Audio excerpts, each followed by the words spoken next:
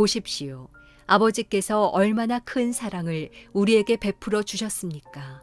우리가 하나님의 자녀라 불리게 됐으니 우리는 정말 하나님의 자녀입니다. 세상이 우리를 알지 못하는 것은 세상이 하나님을 알지 못하기 때문입니다. 사랑하는 여러분, 이제 우리는 하나님의 자녀들입니다. 우리가 어떻게 될지는 아직 모르지만 그리스도께서 나타나시면 우리도 그분과 같이 될 것임을 우리는 압니다. 우리가 그분을 있는 모습 그대로 볼 것이기 때문입니다. 누구든지 그분을 향해 이 소망을 가진 사람은 그분께서 정결하신 것처럼 자신을 정결하게 합니다. 누구든지 죄를 짓는 사람은 불법을 행하는 것입니다. 죄는 곧 불법입니다. 여러분이 알다시피 그분은 죄를 없애시려고 나타나셨습니다. 그러나 그분은 죄가 없습니다. 누구든지 그리스도 안에 거하는 사람은 죄를 짓지 않습니다. 죄를 짓는 사람은 누구나 그분을 본 적도 그분을 안 적도 없는 사람입니다. 자녀들이여, 여러분은 어느 누구에게도 속지 마십시오. 누구든지 의를 행하는 사람은 그분께서 의로우신 것처럼 의롭습니다. 죄를 짓는 사람은 누구나 마귀에게 속해 있습니다. 마귀는 처음부터 죄짓기를 일삼아 왔기 때문입니다. 하나님의 아들이 나타나신 것은 마귀의 일을 멸하시기 위한 것입니다. 누구든지 하나님께로부터 난 사람은 죄를 짓지 않습니다. 그 사람 안에 하나님의 씨가 있기 때문입니다. 그는 하나님에게서 났기 때문에 죄를 지을 수 없습니다. 이로써 하나님의 자녀와 마귀의 자녀가 분명히 드러납니다. 누구든지 의를 행하지 않는 사람이나 자기 형제를 사랑하지 않는 사람은 하나님께 속해 있지 않습니다. 여러분이 처음부터 들은 소식은 이것인데 곧 서로 사랑하라는 것입니다. 우리는 악한 자에게 속해 자기 동생을 죽인 가인처럼 되지 말아야 합니다. 대체 왜 가인이 동생을 죽였습니까? 그것은 자기의 행위는 악하고 동생의 행위는 의로웠기 때문입니다. 사랑하는 하나가족 여러분, 목요일 아침입니다. 어제 많은 눈이 내렸고 또 우리 생활에 불편이 적지 않았지만 그럼에도 불구하고 우리가 오늘 하나님 앞에 감사하며 그렇게 하루를 시작하면 좋겠습니다. 오늘도 우리가 함께 하나님 말씀 묵상하고 나누며 또 기도하는 시간 갖도록 하겠습니다. 요한일서 3장 1절에서 12절까지의 말씀을 함께 나눕니다. 제가 여러분과 함께 공동체를 세워가고 또 비전을 세우고 또 그 비전을 이루기 위하여 나아갈 때 가장 자주 또 반복적으로 말하는 것이 바로 정체성에 관한 이야기입니다. 우리가 이 땅에서 그리스도인으로서 살아가는 그 정체성에 대한 것이 얼마나 중요한지 저는 여러 번 여러분에게 말씀드린 것 같습니다. 그래서 저는 오늘 1절의 말씀을 정말 제 개인적으로도 또 여러분에게도 적극적으로 그렇게 알려드리고 또 그렇게 전해드리고 싶습니다. 아버지께서 얼마나 큰 사랑을 우리에게 베풀어 주셨습니까? 우리가 하나님의 자녀라 불리게 됐으니 우리는 정말 하나님의 자녀입니다. 세상이 우리를 알지 못하는 것은 세상이 하나님을 알지 못하기 때문입니다. 사랑하는 여러분, 이제 우리는 하나님의 자녀들입니다. 우리가 이 땅에서 하나님 나라를 누리고 또 하나님의 자녀로 살아갈 수 있는 근거가 무엇입니까?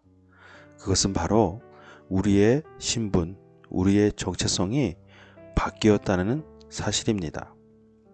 분명 하나님께서는 그 독생자 아들 예수 그리스도를 통하여 죄인 되었던 우리를 의인의 신분으로 바꾸어 주셨습니다. 우리는 그 어떤 자격도, 그 어떤 노력도 또 조건도 없음에도 불구하고 하나님께서 그저 우리를 의인의 신분으로 바꾸어 놓으신 것입니다. 뿐만 아니라 우리를 자녀 삼으셔서 하나님의 자녀로 불러주셨습니다. 이것이 우리가 이 땅에서 그리스도인으로 살아갈 수 있는 힘, 또 원천이 되는 것입니다. 이것 외에 우리가 필요한 것이 무엇이겠습니까?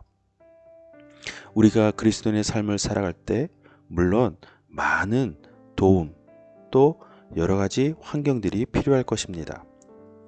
특별히 성경에서 말하는 많은 은사와 또 능력이 필요할 것입니다. 그러나 그 모두한 것들은 다 우리의 정체성 그 기반 위에 세워진다는 사실을 꼭 기억하십시오. 우리의 정체성이 흔들리면 그 어떠한 능력도 우리에게 참된 능력이 될 수 없습니다. 운동선수가 그 기본기를 잃어버리면 어떠한 기술도 활용할 수 없는 것처럼 우리에게 있어 정체성은 우리가 이 땅에서 그리스도인으로 살아갈 수 있는 가장 밑거름 또 가장 중요한 기본이 되기 때문입니다. 그러니 세상은 우리를 향하여 우리의 정체성을 잘 알 수 없습니다. 그러니 우리는 세상을 향해 그 신분과 정체성을 가지고 삶을 통하여 드러내야만 합니다. 그래야만 우리의 삶을 통하여 하나님을 세상이 알 수 있습니다. 세상이 하나님을 알아가는 방법, 그것은 오직 우리를 통해서입니다.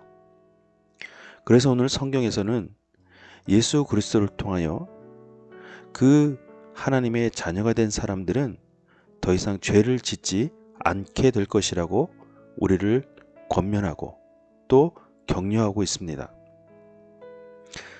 우리가 생각할 때 죄를 짓지 않는다는 것은 어떠한 잘못도 하지 않는다는 무결한 그런 상태를 생각할 때가 있습니다. 그러나 여러분 꼭 기억하십시오. 우리가 죄를 짓지 않는 가장 큰 그 내용은 무엇이냐면 바로 우리의 정체성에 대한 불확신, 우리 정체성에 대한 신분에 대한 부정, 그것을 말합니다. 곧 하나님 앞에서 하나님의 자녀인 것을 부정하고 부인하고 또 그것을 버리는 행위, 그것이 우리가 짓는 가장 큰 죄임을 꼭 기억하십시오. 그러니 예수 그리스도를 통하여 구원받은 모든 이들은 그 정체성과 신분이 변화하였기 때문에 더 이상 하나님 앞에서 죄를 짓지 않게 되는 것입니다. 그러니 우리 삶에도 우리가 죄를 짓지 않는 삶으로 살아갈 수 있도록 우리의 정체성과 신분이 우리의 동력을 허락하는 것입니다. 오늘 이 말씀이 오늘 살아가는 이 하루에 어떠한 삶을 살아가야 할지에 대한 그런 기준이 되면 좋겠습니다. 여러분이 어떤 사람을 만나고 어떤 또 환경에 놓이고 또 어떤 일을 할지는 모르지만 어디에 있든지 무엇을 하든지 늘 하나님의 자녀인 것을 꼭 기억하고 그 정체성을 가지고 또 나아가고 살아가는 그런 하나 공동체의 모든 가족들이 되기를 주님의 이름으로 축복합니다. 특별히 성탄절이 다가오는 이 한 주간 동안 우리의 삶을 통하여 예수 그리스도의 향기가 정말 바라기를 원합니다.